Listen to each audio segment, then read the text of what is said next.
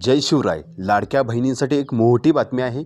मुख्यमंत्री माझी लाडकी बहीण योजनेचा नोव्हेंबर महिन्याच्या हप्त्याविषयी एक अतिशय महत्त्वाची आणि आनंदाची बातमी आहे.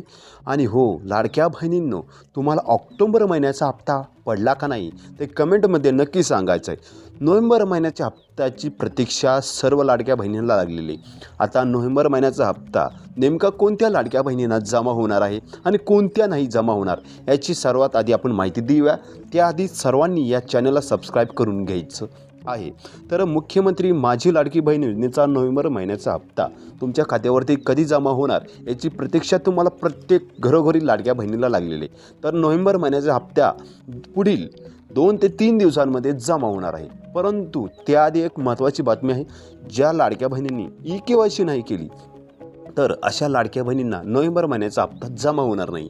ई-के-वाय-सी एकदम साध्या आणि सोप्या मराठी भाषेत आहे.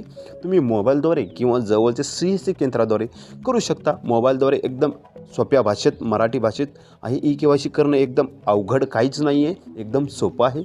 18 नोव्हेंबरपर्यंत तुम्हाला ई-के-वाय-सी करणं अनिवार्य आहे.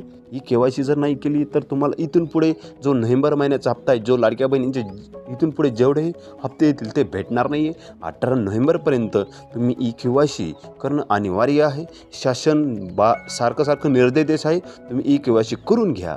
ई-के-वाय-सी नाही केली तर तुम्हाला लाभ बंद होईल कायमचा.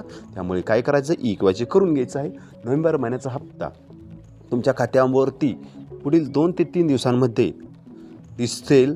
त्यामुळे लाडक्या बहिणींनो, असेच लाडक्या बहीण योजनेसंदर्भात योजनांच्या माहितीसाठी या चॅनलला सबस्क्राईब करा. भेटूया पुढील व्हिडिओमध्ये. तोपर्यंत जय हिंद, जय शिवराय, जय महाराष्ट्र.